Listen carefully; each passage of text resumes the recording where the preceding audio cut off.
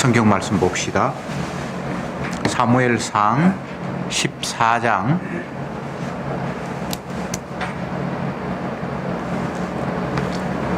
24절부터 읽겠습니다. 사무엘상 14장 24절 제가 먼저 읽을게요.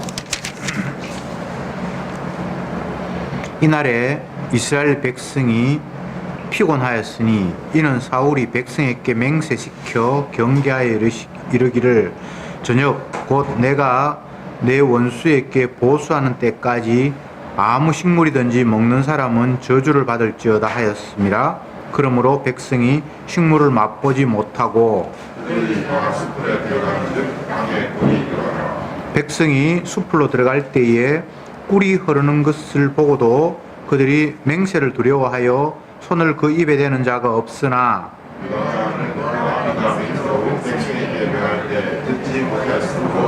손에 가진 지팡이 끝을 내밀어 꿀을 짚고 그 손을 돌이켜 입에 대매 눈이 밝아졌더라. 때에 백성 중 하나가 고하여 가로되 당신의 부친이 맹세로 백성에게 엄히 명하여 말씀하시기를 오늘날 식물을 먹는 사람은 저주를 받을지어다 하셨나이다. 그러므로 백성이 피곤하였나이다. 내 부친이 입가로 발라보다 내가 이 꿀을 발라보고 내게 이렇게 발라보다 하물며 백성이 오늘 그 대적에게서 탈취하여 얻은 것을 임의로 먹었다면 블레셋 사람을 살육함이 더욱 많지 아니하겠느냐. 건너뛰어서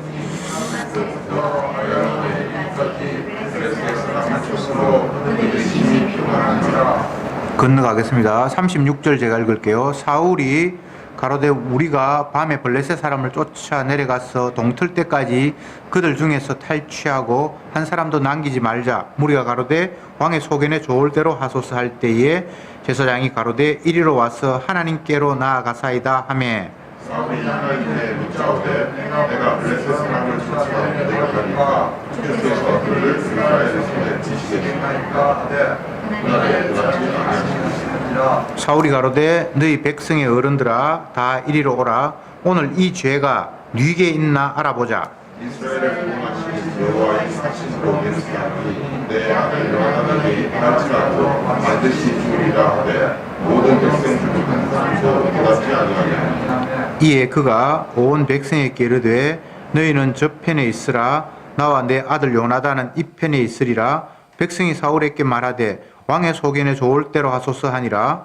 이에 사울이 이스라엘 하나님 여호와께 하되 공한데 세상을 보이소서 하였더니 요나단과 사울이 뽑히고 백성은 멸한지라. 사울이 가로되 나와 내 아들 요나단 사이에 뽑으라 하였더니 요나단이 뽑히니라. 사울이 요나단에게 가로되 너희 행한 것을 내게 구하라. 요나단이 구하되 가로되 내가 당한 내 손에 가진 지팡이 끝으로 꿀을 조금 맛보았을 뿐이오나 내가 죽을 수밖에 없나이다. 사울이 가로되 요나단아 네가 반드시 죽으리라.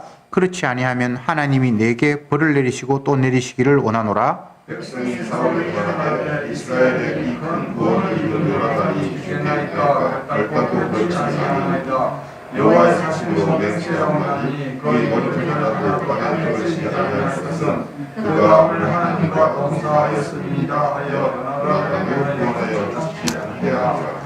아멘. 그만큼 봅시다. 분량이 조금 많아서 중간에 부분을 생략했습니다. 우리가 읽은 내용들을 조금 간추리면 이런 겁니다. 사울왕 요나단이 먼저 적진 블레셋에 침략을 해서 전쟁을 유발을 했고 그것 때문에 본격적으로 전쟁이 붙었는데 사울왕이 이제 전세가 자기들에게 유리하고 하나님께서 승리를 주실 것에 대한 그 확신이 있었는지 백성들에게 말하기를 오늘 이 밤이 가기 전에 적들을 섬멸해야 된다. 적들을 완전히 물리치기 전에는 아무것도 먹지도 마라. 오로지 적을 이기는 일에만 우리가 전력을 쏟자. 만약 음식을 먹는다거나 하면 하나님의 저주가 임할 것이다. 이런 엄한 명령을 왕이 내렸습니다. 그래서 열심히 싸움을 하는데 중간에 아무것도 먹지 못하고 계속 전쟁을 치니까 이제 지쳐 있는 그런 상태에 있었는데, 요나단은 아버지가 그런 명령을 내린 줄도 모르고 지치니까 덜에 있는 그 덜꿀을 이렇게 먹어서 힘을 회복하고, 당분이 있으니까 아마 더운 지역에 조금 위로가 되었고 조금 힘을 북돋을 수 있었겠죠. 그랬는데 그 광경을 보고 백성들이 하는 이야기가, 왕이 명령하기를 오늘 밤까지 적들을 섬멸하기 전에는 아무것도 먹지 말라고 했고, 먹으면 하나님의 저주가 임한다고 했는데 왜 당신은 먹었습니까?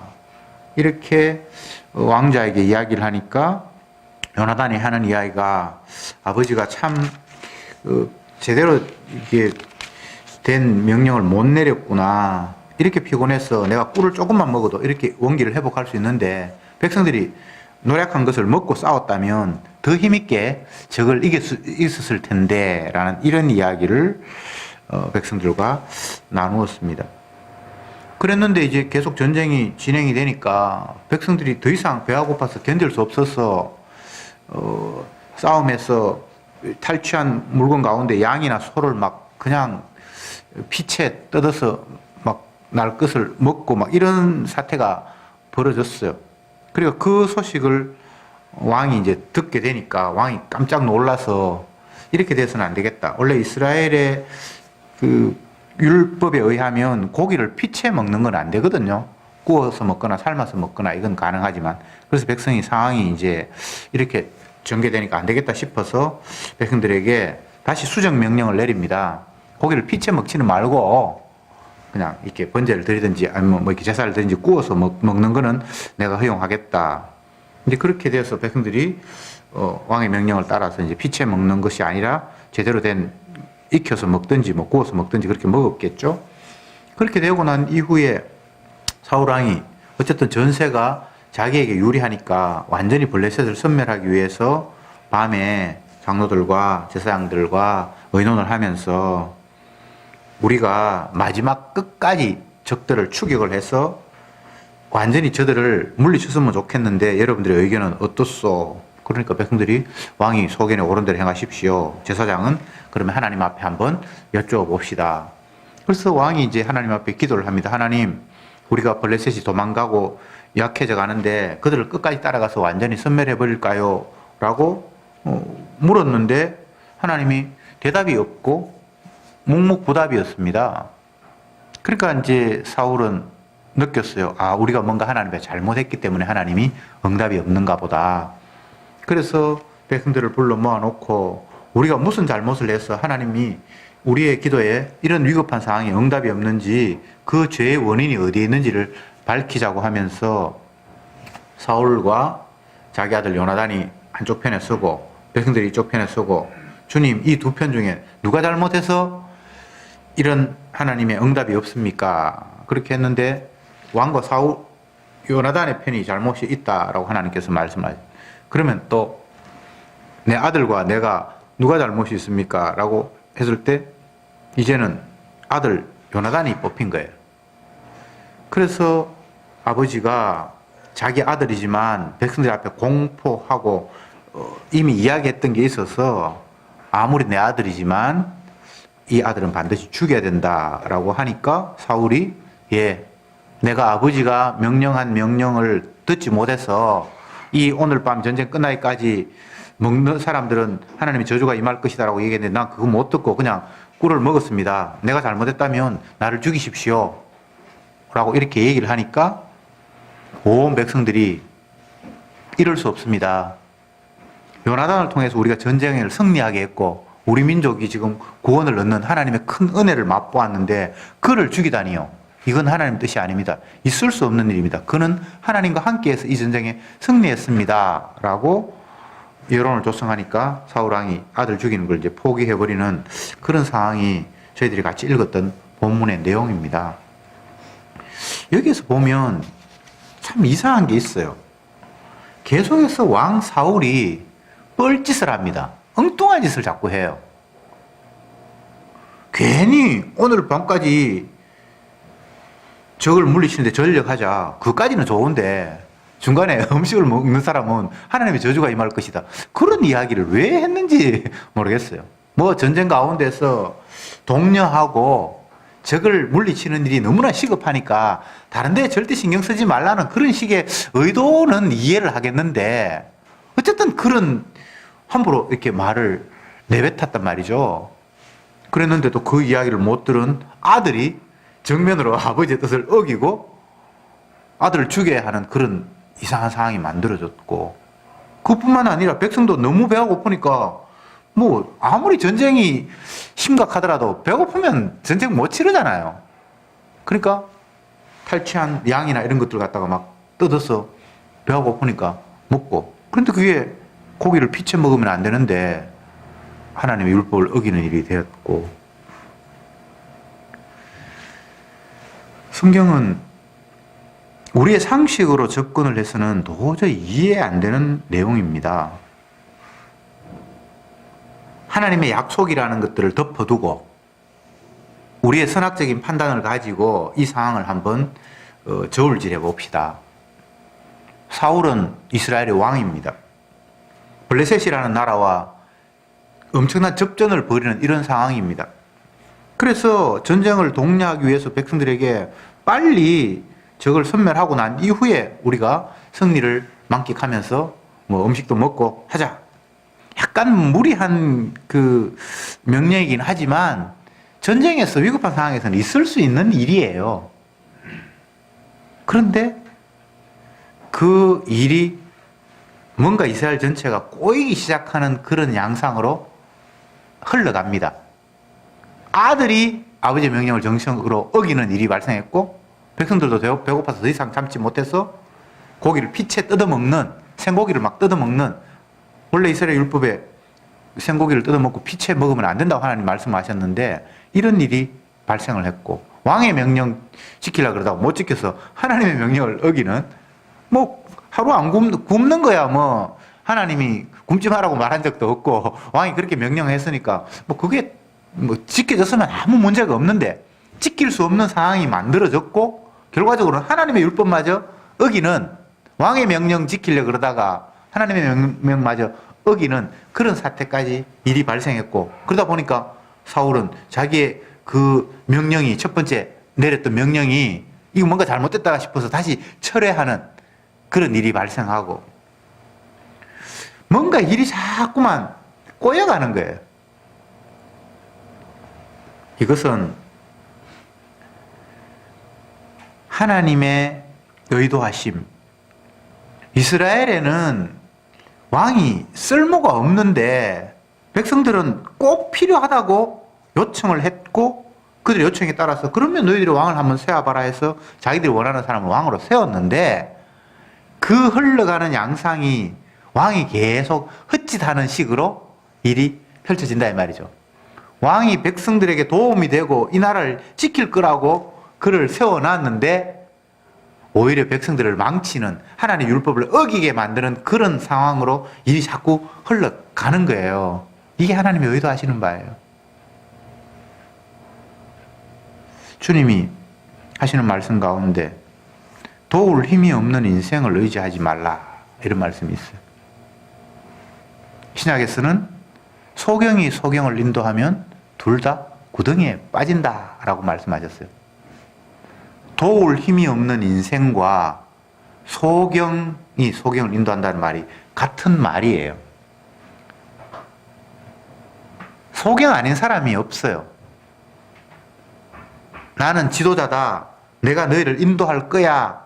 예수님 당시에 뭐 서기관, 바리새인 이런 사람들이 백성들에게 자기 스스로 지도자라고, 너희들 율법으로 가르칠 거라고, 하나님의 뜻은 이것이니까 이렇게 가자라고 인도했던 사람이 있었는데, 주님 보시기에는 그가 소경이었고 그의 말을 따라가는 사람도 소경이었고, 결과는 둘 다 구덩이에 빠지는 거고, 이걸 구약에서는 도울 힘이 없는 인생을 의지하지 말라는 거예요.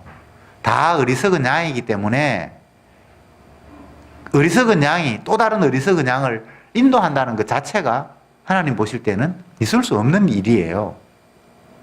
양에게 유일한 리더는 목자지 같은 양이 아니라는 이야기를 주님이 수없이 하고 계시는 겁니다. 그 상황을 보란 듯이 하나님께서 지금 이스라엘의 역사 속에 펼치고 계시는 거예요. 왕 세웠습니다. 왕이 일사불란하게 명령하고 지시하면 적들과의 싸움에서 뭔가 제대로 일이 잘 풀릴 것 같은 그런 생각이 들었습니다. 그랬는데 왕이 명령하고 지시하는 일이 뭔가 지금 제대로 돌아가는 게 아닌 거예요. 하나님의 뜻을 좇아서 이 적과의 전쟁에서 승리를 이끌어가는 요나단을 왕이 자기 명령 어겼고 하나님 뜻 어겼다는 이유로 죽이자라고 이야기를 하는 이런 이상한 일이 발생하고 있는 거예요. 그러니까 백성들이 볼 때 자기가 원해서 선택을 했는데 자기가 원하는 대로 왕이 지금 못하고 있잖아요. 그래서 백성들이 야 이거 우리가 뽑은 네 왕이 지금 뭐 제대로 된 거 맞나? 아니 자기 아들이 하나님의 은혜로 적들을 지금 다 거의 이겼는데 이 공로는 요나단의 공로일 것 같은데 왕이 내 명령 어겨서 내 아들 죽일 거야 라고 이렇게 나오니까 백성들이 볼 때는 이건 지금 뭐가 아닌 거예요. 그래서 오늘 하나님께서 함께 하셔서 전쟁에 승리한 게 바로 요나단 때문인데 이를 죽이다니 이건 아니야 라고 백성들이 다 반대를 하니까 왕이 자기 아들을 못 죽이는 그런 상황이 펼쳐진 겁니다. 여러분, 우리의 삶에 늘 이런 일이 벌어져야 돼요. 내 판단, 내 확신, 내 결정이 하나님의 말씀 앞에 제동이 걸려서 무너지는 일이 계속해서 발생해야 돼요. 그래야 이 땅을 믿고 사람을 믿고 내 의지력과 판단력과 경험을 믿는 것을 벗어날 수 있어요. 내 뜻대로 되면 안 돼요. 사람들이 교만한 이유가 자기의 노력과 땀이 자기에게 도움이 된다고 성공의 발판이 되어서 한 걸음 더 나아갔다고 생각하기 때문에 자기의 생각을 포기하지 않아요. 내 결정했는 거 잘 됐으니까 내 결정은 옳을 거라고 생각을 하잖아요. 내 결정이 무너지고 아무리 내가 노력을 해도 그것이 결실이 돌아오지 못할 때에는 내가 어리석은갑다. 내 뜻대로 뭐가 일이 되는 게 아니지라는 이런 생각을 할 여지가 있는데 만약 내가 노력하고 계획하고 수고했는 것이 원하는 대로 툭툭 되면요.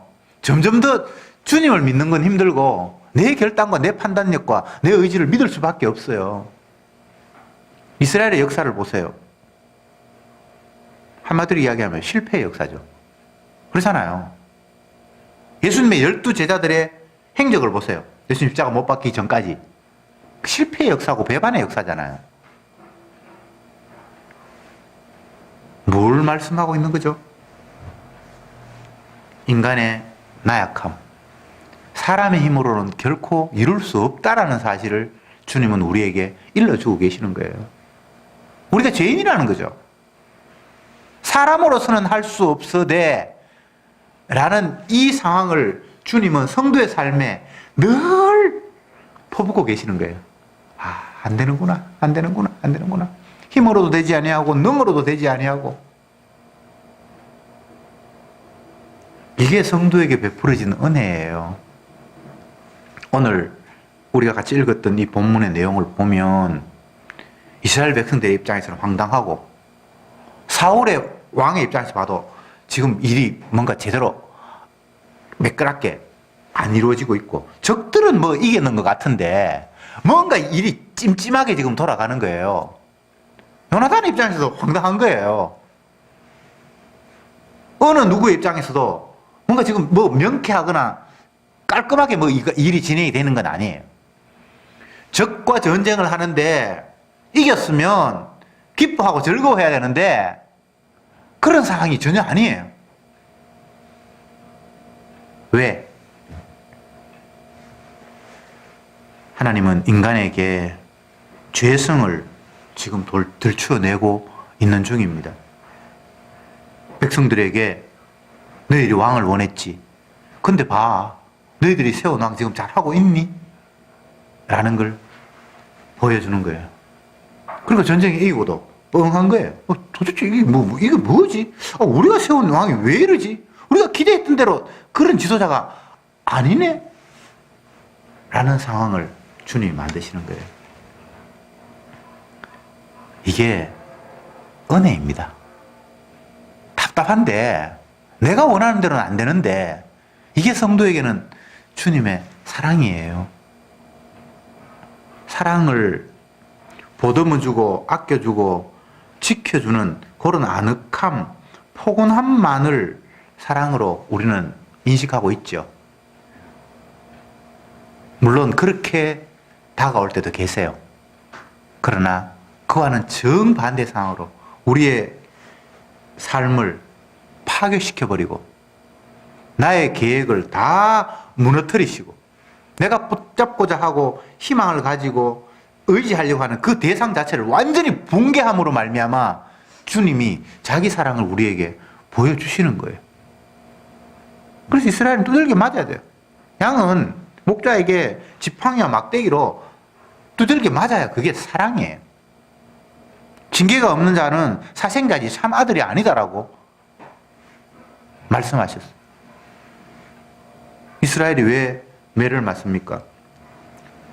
주님의 자녀들이기 때문에 매를 맞는 거예요. 이방인들은 주님이 내어버려둬요. 물론 순간순간 하나님 일하는데 장애의 요소가 되면 구중도 하고 채찍도 하지만 결국 멸망할 거니까 대부분의 경우에는 내어버려두사. 악인의 형통함을 부러워하지 말라. 결과적으로는 그들이 유황불에 떨어지는 거예요. 넓은 길, 편안한 길, 찾는 이가 많은 길. 그거 별로 갈 때는 언덕도 없고 평평하고 많은 사람들이 어울려서 가니까 즐거워요. 그런데 그 마지막이 사망의 길이잖아요.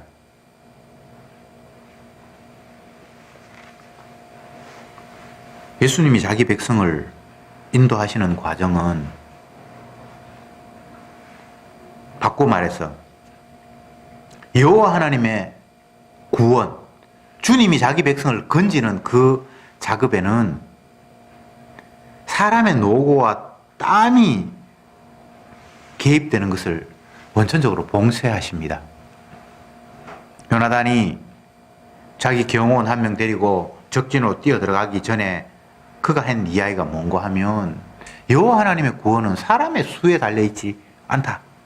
저 할례 없는 자를 하나님이 우리의 손에 붙이실 것이다. 희한한 이야기를 했죠. 지난주에 제가 그 말씀을 계속해서 강조했는데 전쟁 치는데 할례가 있고 없고가 무슨 상관이 있습니까? 그리고 전쟁에 있어서 수는 절대적이에요. 근데 그거 자체를 다 무너뜨리는 이야기를, 이상한 이야기를 요나단이 하고 있거든요. 그러니까 전쟁하는데 수에 많고 적음이 달리지 않다니 그게 무슨 막말입니까? 말이 안 되잖아요. 그리고 또 전쟁하는데 할례가 있고 없고 또 그건 또 무슨 소용이 있어요? 근데 이게 절대적이라는 거예요. 이 할례는 주님이 주신 약속이에요. 이스라엘 백성들에게 난지 8일 만에 다 할례를 행하라고 주님께서 명령하시잖아요. 할례를 받은 민족은 이스라엘 말고는 없어요. 할례가 뭡니까? 남자의 생식기 끝을 자르는 건데 그것은 원래 아브라함에게 하나님께서 말씀을 하셨는데 물론 그 아브라함 후손도 다 있고 포함이 되는데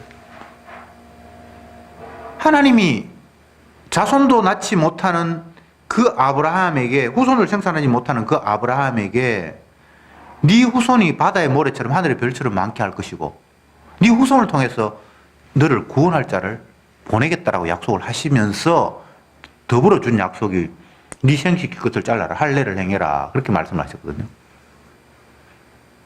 인간의 생식은 그 할례를 행하는 그 지점을 통해서 생식이 형성이 되잖아요. 그 생물학적이잖아요. 근데 하나님이 그걸 제거까지는 아니지만 어쨌든 상징적으로 그걸 자르라고 하셔놓고는 자녀를 주시거든요. 그 의미를 우리가 새겨야죠. 자, 전쟁과 할례. 인간적인 생각에는 아무 관련이 없어요. 전쟁하고 할례하고. 할례 행했다, 안 행했다 하고, 전쟁에 승리하고 실패하고는 인간적으로는 아무 관계가 없어요. 근데 언약 안에서는 이게 절대적이라는 거예요. 요나단의 이야기가 저 할례 없는 자를 하나님이 우리에게 붙여주셨다라고 이 얘기를 한 거예요. 이 할례라는 게 약속이 언약인데, 이스라엘 백성들에게만 할례를 약속하셨잖아요. 다른 민족에게는 할례가 없거든요. 근데 할례는 아브라함에게 주실 때 하신 말씀이 네 자손을 바다의 모래처럼 하늘의 별처럼 많게 하시겠다고 약속해놓고는 그 자손을 번성시키는 그 생식기 끝을 잘라라는 게 할례잖아요.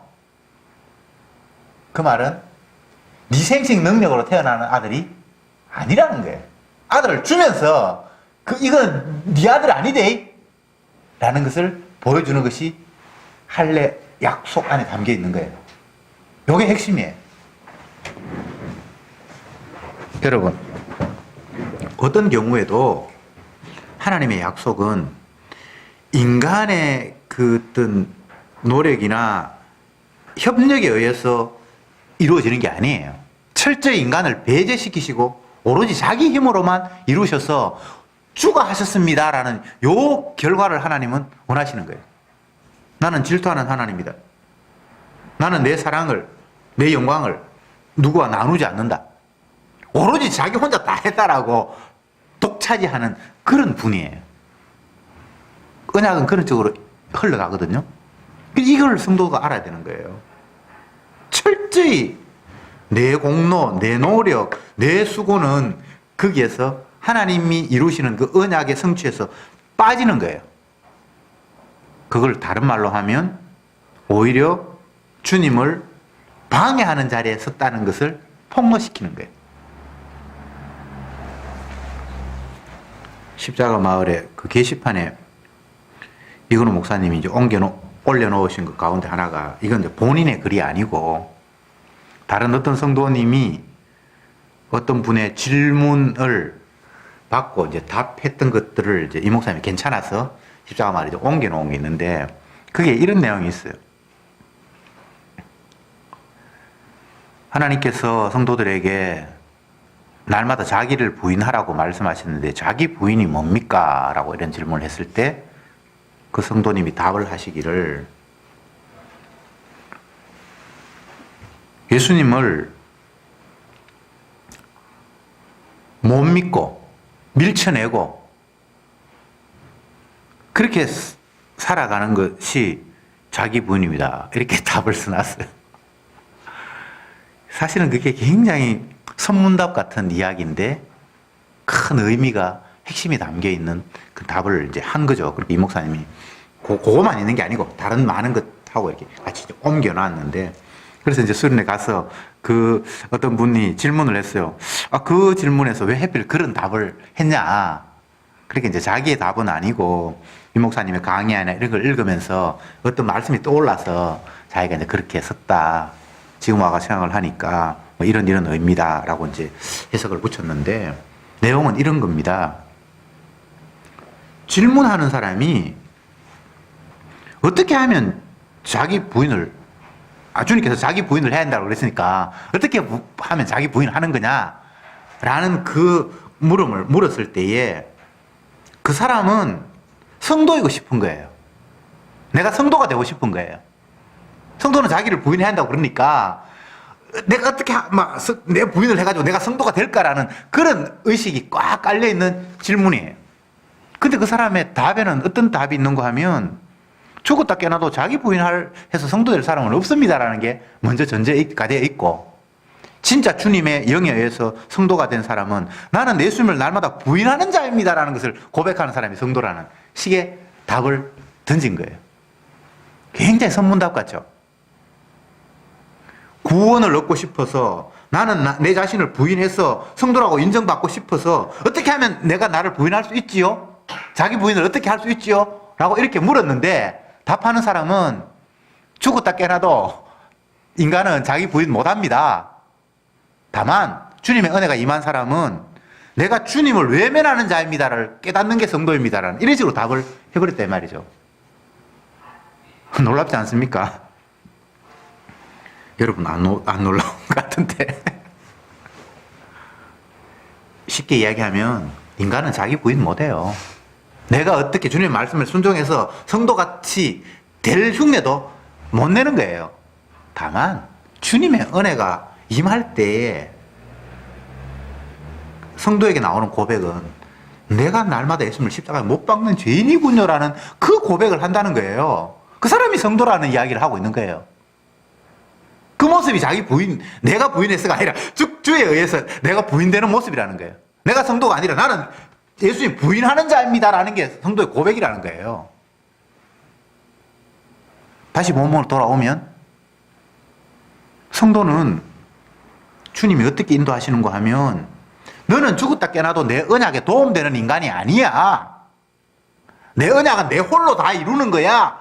라는 것을 보여주는 과정에서 성도가 그에 개입이 되는데 개입이 될 때 하나님 일에 도움이 되는 쪽으로 개입이 되는 것이 아니라 나는 주님의 일에 날마다 방해꾼이었군요 라는 식으로 이용이 된다는 거예요.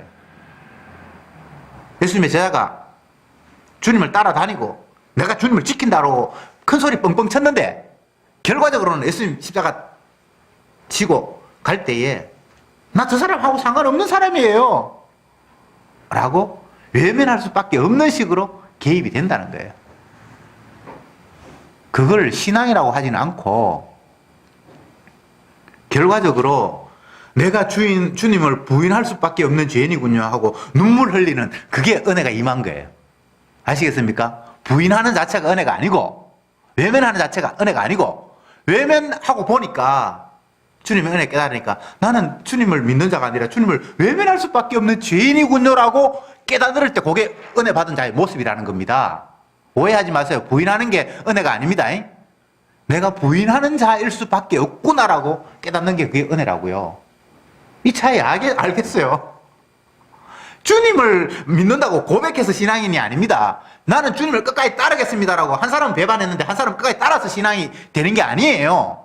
누구도 주님을 따를 수 없어요.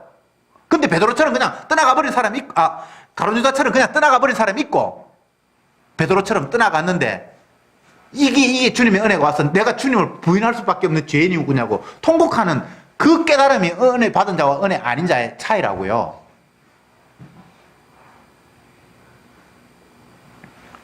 인간적인 관점에서는 차이가 없어요. 다 부인해요. 근데 주님의 관점에서 차이가 있어요. 한 사람은 내어버려두고 한 사람은 그가 주님을 부인했다는 것을 깨닫게 하시고.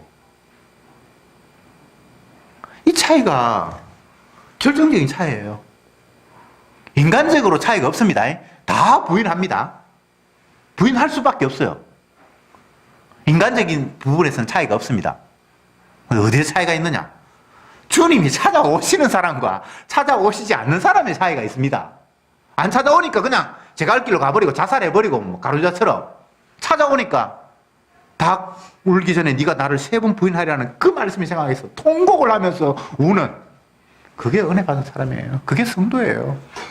그러니까 뭘 우리가 잘난 척을 할 게 있나요?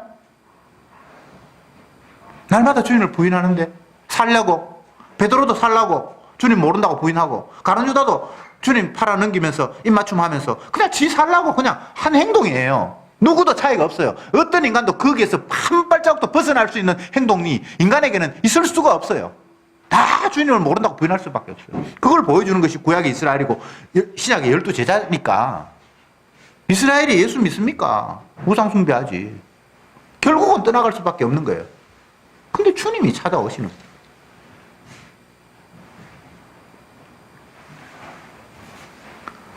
복음을 계속해서 마귀는 오해하게 만들어요. 어떻게? 인간이 순종할 수 있는 것으로. 순종하면 그건 천국 가는 것이고 불순종하면 지옥 가는 것이라고 그렇게 자꾸 유혹을 해요. 근데 진짜 말씀은 그렇게 말하지 않아요. 너희들은 다 복음에서 떠날 수밖에 없다. 그런데 내 백성은 내가 피 흘려서 찾아가서 그를 건져내는 게 내 백성이다라고 말씀을 하고 계시는 거예요. 인간의 행위에 차이가 없습니다. 주님의 행위에서 주님의 자기 용서를 가지고 지금 침투했느냐 안 했느냐에 그 차이가 있다 이 말이죠. 가룟 유다와 베드로의 차이. 가룟 유다는 그냥 자기 갈 길로 그냥 끝까지 가도록 주님이 내버려뒀어요. 근데 베드로에게는 주님을 부인하는 그에게 찾아와서 내가 주님을 부인했구나를 깨닫게 하시는 그 차이라 이 말이죠. 그러니까 성도의 고백은 날마다 자기 자신이 죄인이라는 사실을 인정하고 이런 죄인을 위해서 주님의 피가 나를 덮쳤군요라는 그 소리만 하도록 돼 있다는 게 사도 바울의 복음이잖아요. 내 잘났다. 나 이제 은혜 받았어. 이제 똑바로 한다라는 그 이야기 하는 게 아니고 은혜 받았다라는 이야기는 내가 주님을 부인한 죄인이라는 사실을 순간순간 깨닫는 게 은혜라는 이야기잖아요. 그런데 마귀는 계속해서 우리에게 깔짝거립니다. 네가 잘해야지. 옛날에는 잘못했지만 네가 신앙생활 한지 몇 년 됐노? 복음 안지 몇 년 됐노? 계속 우리의 행동들을 뭔가 차별화시키는 쪽으로 나가요. 그러면 가만 보니까 내가 좀 나아진 것 같아. 내가 좀 절제한 것 같기도 하고. 그때부터 점점 보혈의 은혜가 멀어지는 거예요. 복음의 광채를 가리는 마귀의 역할이에요. 내가 헌금도 많이 하고 열심히 교회 충성하고 봉사하고 성경도 안 읽다가 요즘은 열심히 읽고 말씀 열심히 참석하고 마치 내가 이제 대단한 것처럼 옛날에 내 나약한 모습보다는 훨씬 더 성숙한 것처럼 내 자신을 마귀가 자꾸 부추기는 거예요. 그런데 복음 앞에서는 내 행위가 하나님의 의에 도움이 되는 건 아무것도 없어요. 그러면 그동안 뭐 하고 했던 자랑거리라는 것들이 어느 날 순간 바뀌어져서 이게 또 다른 나의 교만의 덩어리였구나라는 것이 또 발각이 되는 거예요. 하지 말라는 이야기가 아니에요. 할 수밖에 없어요. 주께서 하게 또 부추기세요. 그러면 해야죠. 근데 그것이 나의 자랑으로 남는 것이 아니라 이렇게 한다고 해도 이것이 주님의 은혜에 전혀 보탬이 안 된다는 사실을 깨닫는 거예요. 십자가마을 수련회 지난주에 끝이 났는데 십자가마을 홈페이지 여러분 읽어보신지 모르겠는데 거기 보면 뭐 여러 가지 글이 올라와 있는데 녹취록도 올라와 있고 그 가운데 이제 수련회 소감이라고 오영희 목사님이 글을 올려놨고 또 이미아 성도님이 글을 올려놨어요. 그거 한번 오늘 가서 읽어보세요. 안 읽어본 사람들은 천천히. 되게 어려울 거예요. 강의를 이제 다 듣고 자기가 썼으니까 강의 안 들은 사람은 어려울 거예요. 뭐 듣고 그걸 다시 읽어보든지 뭐 한번 읽어보세요. 정말 여러분들이 기가 죽을 거예요. 이야, 어떻게 이런 글이 나올 수 있을까? 주님께서 하시는 일이에요. 주님이 사용하시는 도구들이에요. 그 사람이 훌륭하거나 대단하거나 완벽한 사람이 아니에요. 만나보면 똑같이 나약한 인간이에요. 그런데 그런 평범한 사람들에게서 복음의 말씀이 깨달아지고 쏟아진다는 것 자체가 주님이 하시는 일이에요.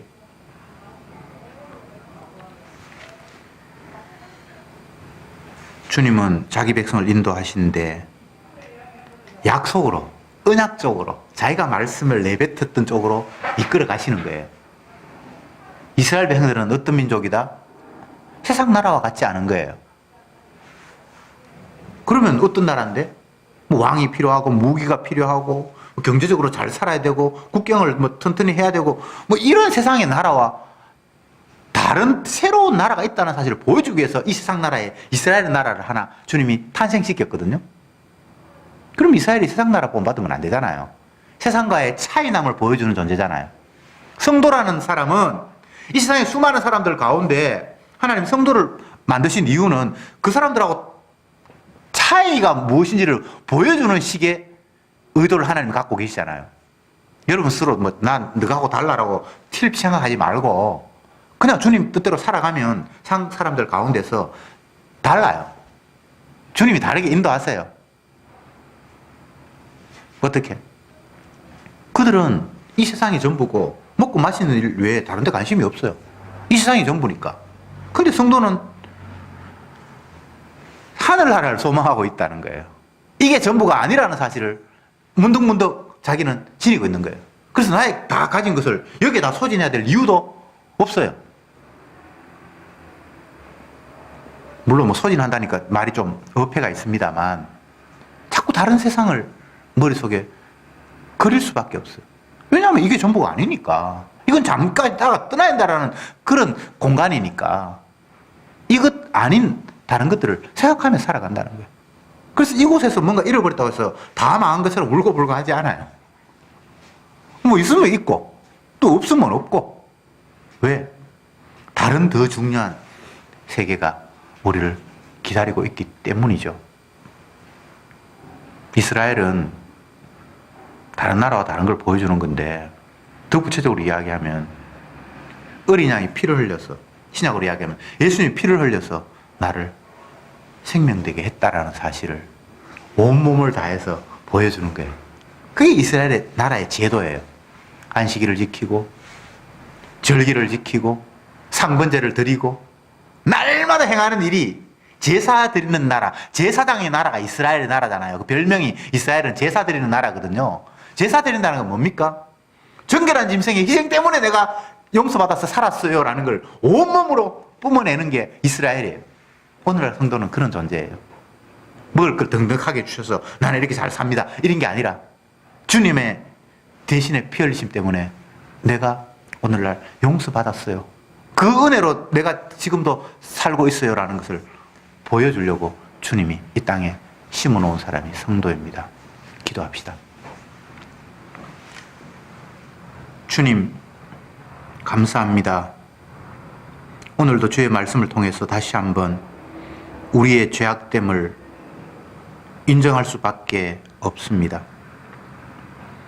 인간이기에 이스라엘 백성처럼 다른 나라를 부러워할 수밖에 없고, 다른 나라처럼 왕이 있으면 우리나라도 안정이 될 것 같고 잘 살 것 같고, 그래서 왕을 세워놓았건만 그 왕이 우리를 편안하게 잘 살게 하는 것이 아니라 더욱더 혼란하게 만드는 이 상황을 목격하면서 정작 우리가 기대하고 의지해야 될 것은 이 세상의 어떤 조건이나 훌륭한 사람이나 그 무엇이 아니라 여호와 하나님의 약속 외에는 없다라는 사실을 고백하면서 우리가 하루하루 주님의 용서가 나를 이렇게 빚었다라는 사실을 찬송하고 감사하면서 살아가는 저들이 되게 해 주옵소서. 예수님의 이름으로 기도드리옵나이다. 아멘.